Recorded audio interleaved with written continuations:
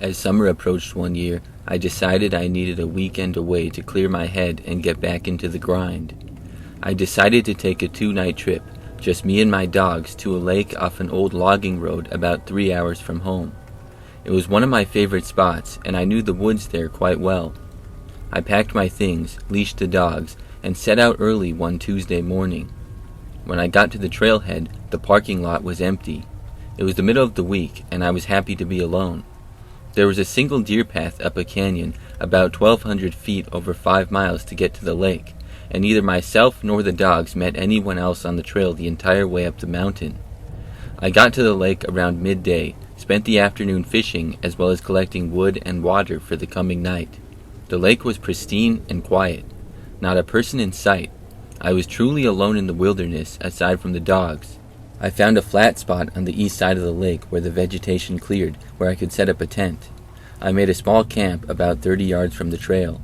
I would have preferred to go farther up the mountain, but it was still early in the season, and when I got to my campsite, the rest of the trail was too snow-packed to continue any further. As it was, I had to navigate over several hard-packed embankments before I got to a suitable area. The icy slush was difficult to navigate, even for the dogs, and when we had finally crushed our way over and through a few hundred yards, I made the decision we would be going no further.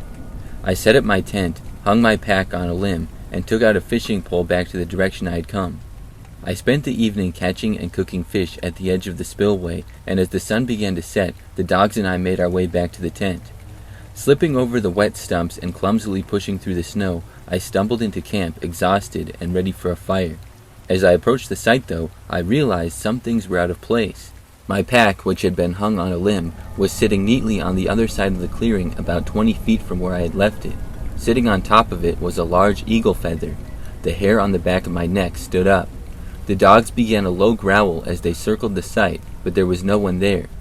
As I approached my tent, a stick had been used to carve an inscription into the dirt outside the entrance. I would describe it as a Native American symbol in the shape of a bird or an eagle. Uniform, symmetrical, and above all things, fresh. Someone had been here. Someone neither I nor 2 very distrusting dogs had seen, heard, or smelled. Someone who had left no footprints through the snow and mud. Someone who had not passed us on the trail, or whose car had been parked at the trailhead. I was very nervous. I felt the presence of being watched, but couldn't tell where from. I quickly built a huge campfire, and with dread watched as the last of the sunlight sank beyond the ridge. That night was a fever dream. Pulling the dogs into the tent with me, I clung to my knife and flashlight, praying that whatever was watching us would leave. It didn't. Throughout the night, I was periodically awakened to a variety of sounds. Yells, shrieks, the snapping of branches. The dogs would sit up, growl and bark until I would open the screen to the tent and shine my light into the forest. At one point, I had just drifted off to sleep when the dogs made a low growl and woke me up. Thinking I might have the drop on whatever this was, I slowly unzipped the tent and leaned out with my flashlight. Taking a breath, I clicked it on. Standing just 3 feet from me was a doe and her calf. I scanned across her, and an entire herd was in the sight.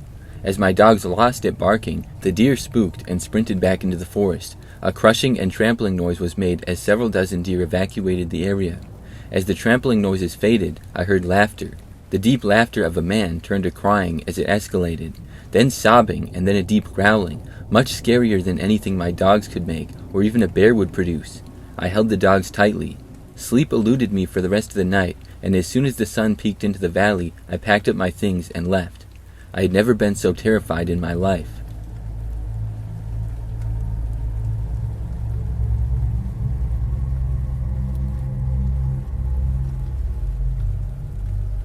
To set the stage for this story, we must go back to the far-off year of 1988. The location is the Cascade Mountains of Oregon. I was 10 years old, and it was me, my mom, dad, best friend, and our golden retriever, Amber. We were very much an outdoor family, and had many camping trips before this and since. But to this day, when I think about it, I still remember the terror I felt that weekend so long ago. After a brief talk with my father recently, it kind of came back to the front of my mind. He also was able to fill in a few details that I had forgotten.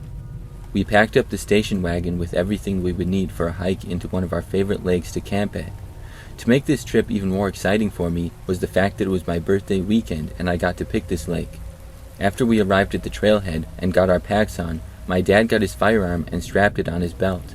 In Oregon, open carry was permitted in national forests, and my dad always had a gun on his hip while in the woods, which always added a sense of security.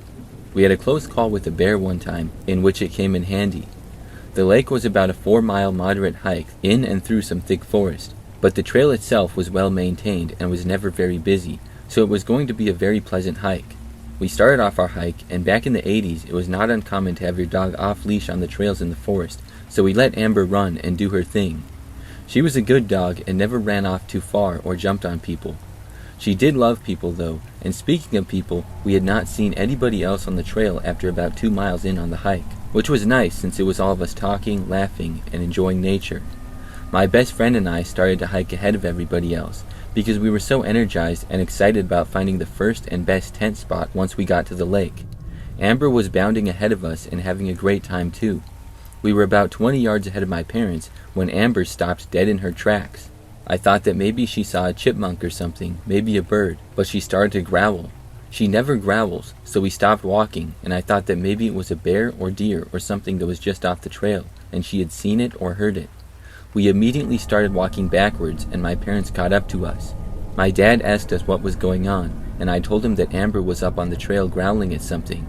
He told us girls to stay back with my mom, and he walked ahead to where Amber was at the trail. My dad got up to her and looked around. I heard Amber whimper a bit while looking off the trail. My dad comforted her and called her back and walked back to us. He said it must have been an animal, and he did not see anything right off the trail or ahead of us. He said to let him take the lead as we continued to hike. It did not take long before it was forgotten, and Amber and the rest of us were all having a good time again. We arrived at the lake, and much to my delight, there was no one else there camping. The water was clean and blue, and the shade from the trees made the whole scene just perfect.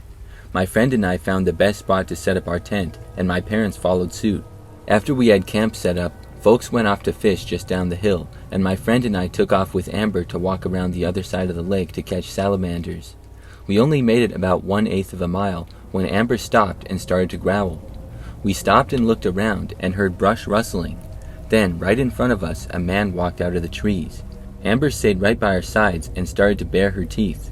The man was taller than my dad, so at least 6'4". He was very skinny, but he had broad shoulders.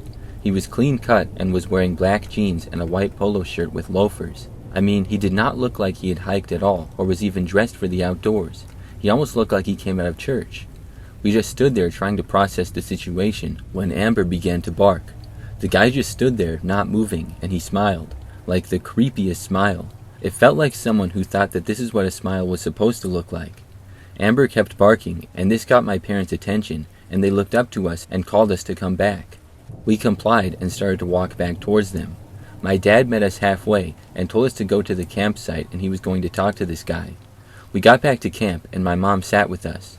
I could hear my dad asking the guy if he needed help or if he was a fellow camper or if he had set up camp away from the lake. My dad was being polite and calm, but I could see that he was on guard and trying to feel out the situation. Now is the time to mention that my dad was ex-Army and could be very intimidating when needed. The conversation continued. The guy told my dad that he was just on a walk and did not mean to intrude on us. The guy said goodbye and walked back into the woods. My dad walked back to camp, sat down, and told us that he thought the guy may be a yuppie camper and does not know much about the outdoors. But my dad said that he got a weird vibe from him and would continue keeping an eye out for him. Amber stayed by our side and was calm, yet she kept looking towards the direction the guy went. A bit more time went by, and we had a nice campfire going, and the sun was starting to set. We cooked some dinner and made s'mores afterwards. My friend and I decided to go to our tent and read some books and tell each other some scary stories. Amber followed us to the tent and laid right outside of the door. My parents walked down to the lake to sit, have a beer, and just chill. They were never more than 50 yards away. Not long after my parents walked away, I heard Amber start to growl, and then we heard footsteps coming from the woods behind our tent. My friend and I turned off our flashlight and went quiet to listen. The footsteps stopped at the edge of the woods. We then heard heavy breathing and a grunting sound. Amber started to bark, and we heard the footsteps retreat into the woods. Amber whimpered a bit, and then I heard my parents walking back to the camp. I went out and told them what happened. My dad said that he heard Amber barking, and that's why they came back up. I asked my dad what we should do. He told me that we will see about moving camp in the morning since we still had 3 days left of the trip, and nothing had happened to warrant just leaving. But he said that we should play it by ear and just be a little more vigilant, and if something changed, we would decide what to do next. He told us to try to get some sleep, and we all turned in for the night. The next morning, we got up and had breakfast. After breakfast, we headed down to the lake to fish. It was a beautiful day, and we were having so much fun that the events from the prior day were almost forgotten. We decided around lunchtime that we would go for a short hike to the waterfall that is up from the lake. We were gone for only about an hour, and when we came back, we found our tents opened and our sleeping bags strung out on the ground. My dad told us to hang back with my mom, and he went to investigate. He came back and said that nothing was missing, but it was not an animal that did this. He said we should break camp, hike back to the car, and find another spot to camp for the next couple of days. I could tell my dad was not wanting to frighten us, but I heard urgency in his voice. I was very disappointed, but if it meant we could enjoy the rest of the trip and not worry about some creep messing with us, then it was worth it. We broke camp and started our hike back. My dad was in the lead, and we were double timing it and made it back to the car in record time. As we walked over to the car, we saw that one of our tires was flat. Not a big deal, we always had a spare, but when my dad bent down to start taking the lugs off, he swore. It wasn't just a flat, somebody had slashed the tire. Dad changed the tire in record time, and we threw everything into the car, but when he went to turn the car on, it would not start. Dad swore again, got out of the car, and popped the hood. It turned out somebody took out our spark plug wires. Old cars like that Chevy wagon did not have internal hood releases. You could just pop the hood from the outside. Dad slammed the hood, said some very colorful words, and kicked some rocks. We were stuck, and no one was at the trailhead where we were stranded. My parents are calm under pressure, and after a few minutes of discussion, it was decided that Dad would start walking down the road until he could hitch a ride to town and go to an auto parts store. Mom and the rest of us were going to wait with the car and look for someone to hopefully pull into the trailhead to help us. A few hours went by and nobody had come to the trailhead. It was getting hot and we were all hungry and tired. My mom made us some lunch and then went to sit under a tree to cool off. Amber was by our side and was calm, but then we heard a voice. Amber leaped up and started to whimper. The creepy guy from yesterday came down the trail and was asking my mom if we needed help. My mom told him that we were fine and that it was being settled and my dad would be back soon. The creep told her that his camp was close and he was parked on the old fire road that is near the lake and asked us if we would like to come back to his camp and wait until my dad returned. My mom sternly told him no and we would just stay put and thank you anyways. He did not like this. He told my mom that it was not safe out here for a pretty lady and 2 young girls. My mom, like my dad, was no pushover and asserted herself again and said that we did not need any help and to please just leave us alone. The guy just stood there, smiled wide, and then turned around and left. My mom was visibly shaken and us girls were a bit scared. My mom came over to us and told us that we needed to stay close, not wander, and that we will be okay. My friend and I were really kind of freaked out and we were just hoping that my dad would make it back soon. After another 30 minutes, the creepy guy came back. This time, he was not alone and had a slightly younger guy with him. The other guy was dressed as a yuppie camper and had a very stern look on his face. My mother stood her ground as they approached. Amber started to growl again. The 2 guys flanked us, and one of them flashed a gun tucked into his belt. The older guy told us that we needed to go with them, and they were not asking. My mom backed up next to us, and without taking her eyes off them, reached to her belt and pulled out her Bowie knife. My mom said that we would not be going and they needed to leave now. The 2 men did not even flinch at this and said that we would come back with them or they would hurt us. At this moment, though, Amber went from just growling to barking and put herself between us and them. This made the guys stop and hesitate. My mom yelled that they needed to leave now. They started backing up, and at that moment, we heard a truck pulling into the trailhead parking lot. At the sight of the truck, the guys started to walk away fast and disappeared into the tree line. The truck was a forest ranger, and he had my dad with him. My dad jumped out of the truck and ran over to us, asking if we were okay. The ranger came over and asked who those men were and if we were okay as well. My mom explained everything while my dad hugged us girls. The ranger took off to go looking for the men.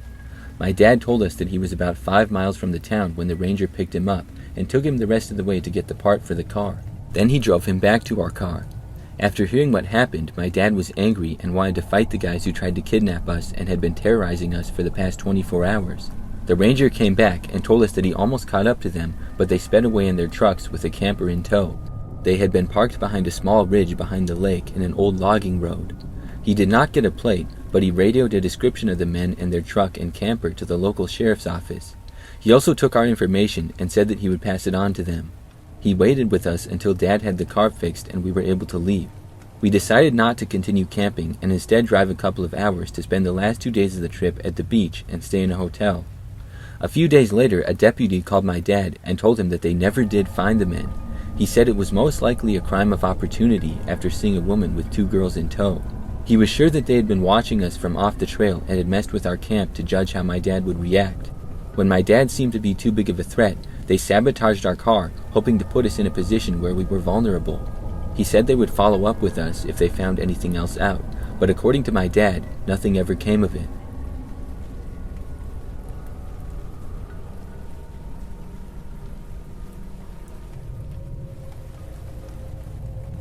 I'm a retired park ranger, and I worked for the National Park Service up until 3 years ago. My usual tasks involved taking people on tours along the Appalachian Trail, maintaining the forestry and the wildlife habitats that live there. So anyways, this story goes back to the summer of 2003, when a colleague and I, who I will call Jeffrey, were sent out to try to locate an adult elk, a male named Billy, by the locals. Billy, who was usually very tame and was often found close to houses, had not been seen for over a week, which was apparently very unusual for him. So I was dropped off along the trail, while Jeffrey took the truck and drove further down, 5 miles, to try to locate Billy. We had been searching all day for Billy, and this was the last stop for the day as there were only a few hours of daylight left. I had been walking along the trail for a little over an hour when I heard a disturbance in the distance off to my left. I could hear the snapping of tree branches, so I decided to follow where the noises were coming from in the hopes that it could be Billy the elk. As I got closer, I began to smell a foul odor and instinctively knew that this was some sort of dead animal. I was right. Laying on the ground in a small opening of trees was the carcass of a large elk. I could see by the tag on one of the ears that it was Billy. However, I was immediately shocked by the condition the animal was in. Billy had been severely mutilated. I reasoned that the animal had been attacked by either a black bear or coyotes, as nothing else would tackle a fully grown adult elk. However, this seemed strange because elk were usually too big for even apex predators to try to take down, but I thought that maybe a hungry pack of coyotes might if they were starving. What disturbed me further was the way in which the animal had been mutilated after death, and it was very unusual for predators to mutilate a corpse in such way. Feeling unnerved by this discovery, I radioed Jeffrey and told him that I had located the animal before giving him my approximate location. Jeffrey told me that he had wandered off the beaten track, and that it would take him around an hour to get back to where the truck was parked and drive back to my location. I was told to wait there until Jeffrey got to me. It was almost dark at this point, and I remember beginning to feel very unsettled. I had a flashlight with me and bear spray, but I still felt very vulnerable alone in the forest. After about 15 minutes or so, I heard the same noises I had heard earlier which had led me to this location in the first place. The noises were much closer now as I was off the trail. I would hear footsteps and the occasional growl of something hidden within the thick bushes straight ahead of me. Every so often I could hear slow, heavy breathing and the snapping of branches as whatever it was paced the forest floor. I began to get the feeling that I was being watched, and I worried that the coyotes, or perhaps even a bear, was now stalking me. Every so often I would wave my flashlight in the direction of the disturbance and yell to try to scare off whatever it was that was watching me. The noises persisted and the light seemed to aggravate the creature. Luckily, the animal never came any closer or revealed itself, simply pacing around in the darkness and letting out the occasional growl. Just over an hour later, the truck pulled up along the trail, and to my relief, Jeffrey was now following the flashlight to where I was standing. The arrival of another person must have spooked the harasser, as I noticed hearing the crunching of leaves now moving quickly away from me. I told Jeffrey what had happened, and he reasoned that it may have been a bear, and we probably shouldn't hang around. Together we wrapped the corpse in a cloth and managed to haul it back to the truck. Just as we were getting ready to leave, curiosity came over me, and I decided to walk over to where the sounds had been coming from only moments before. Jeffrey got out as well, and the two of us scoured the area.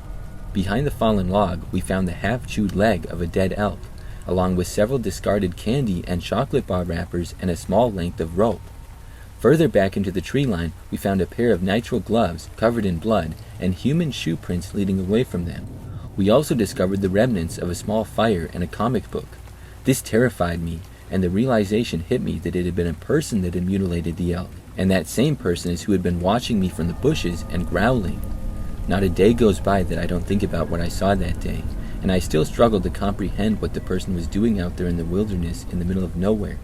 How they had managed to kill the elk, and what their intentions were towards me were beyond my comprehension. I relocated from the area in 2005. I haven't been back since, and I will never walk the Appalachian Trail again.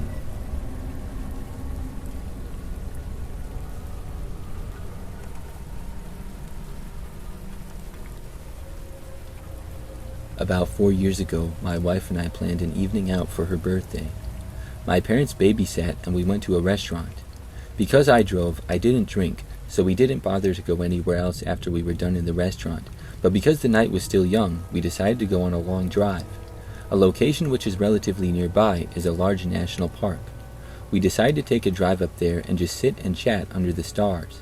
When we arrived up there, the country roads were dead, and I found a nice open parking area to pull the car into. We sat inside the car parking, and eventually things carried on to more romantic activities. At no point did either of us leave the car.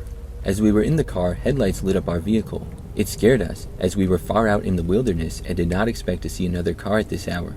I thought the car was just a fellow traveler passing by, but to our surprise, the car pulled into the area and began circling us.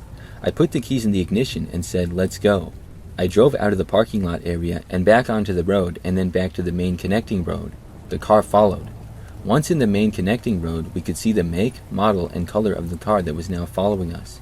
It was a dark red Ford.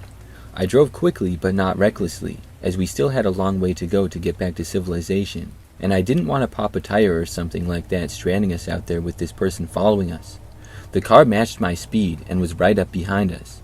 At this point, neither of us were 100% sure if we were being paranoid or if this car really meant to be following us, so I said, "I'll pull off at a random turn and see what they do." I put my foot down, and after a few hundred yards down the main road, I made a late left turn down a really narrow side lane. I pulled up after a while on this side road, stopped, and turned my lights off, and watched in my rearview mirror to see what the car would do behind us. A few seconds later, there he was. He had turned off and was now coming down this narrow lane towards us again. At first, we were blinded by his headlights, but I was sure that it was him. As he got closer, it became apparent that it was the same car, so I drove down the road further, and luckily, I found a space large enough to turn my car around. I spun around and back to the main road again. He followed. Now back on the main road for a second time, I did now decide to speed. As I was heading towards the built-up city center, he kept behind me the entire way. Eventually, we stopped at a red light, and he was right behind. I looked in my mirror and saw his face. A middle-aged, slightly tubby man with glasses and thin gray hair. At this point, I was freaked out. We both were. I said to my wife, "I'm going to keep driving and try to lose him, but I'm not driving home so he doesn't know where we live." She agreed. We drove around for maybe another 10 minutes, and he was still following. At this point, I was beginning to consider the possibility of calling the cops, but I thought I would give it a few more minutes of trying to lose him. Thankfully, a few streets later, he turned off and was never seen again. Looking back, I don't know who that guy was or why he was following us. The fact that he followed us through the wilderness and into the city for a whole hour makes me think he may have had sinister intentions.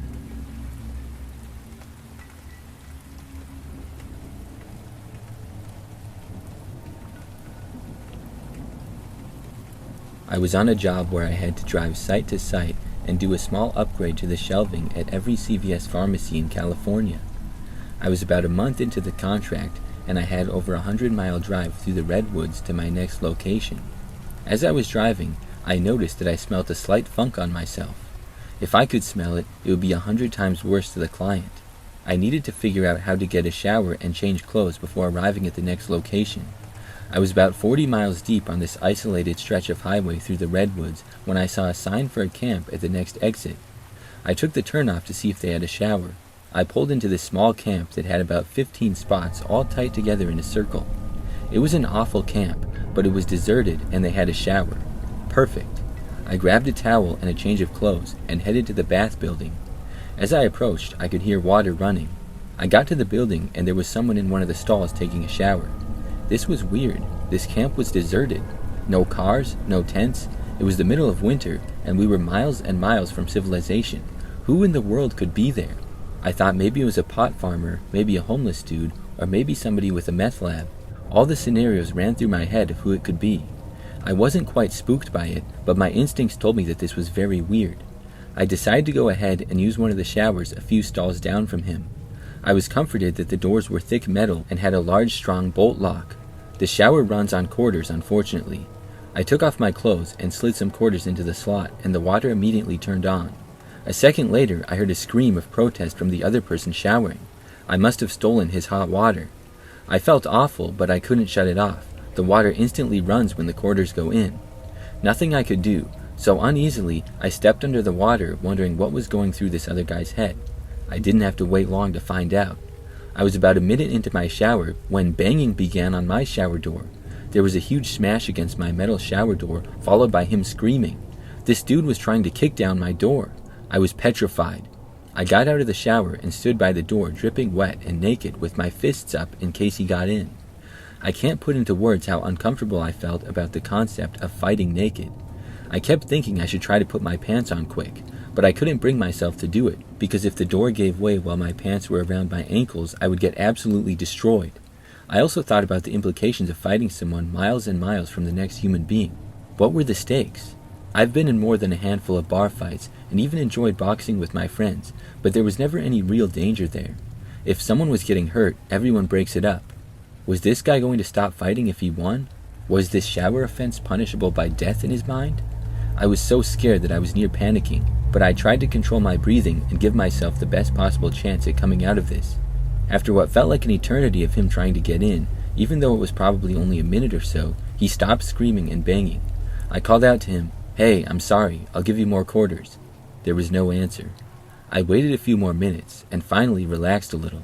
I resumed my shower, thinking about how weird this was, and wondering if he would be waiting for me outside.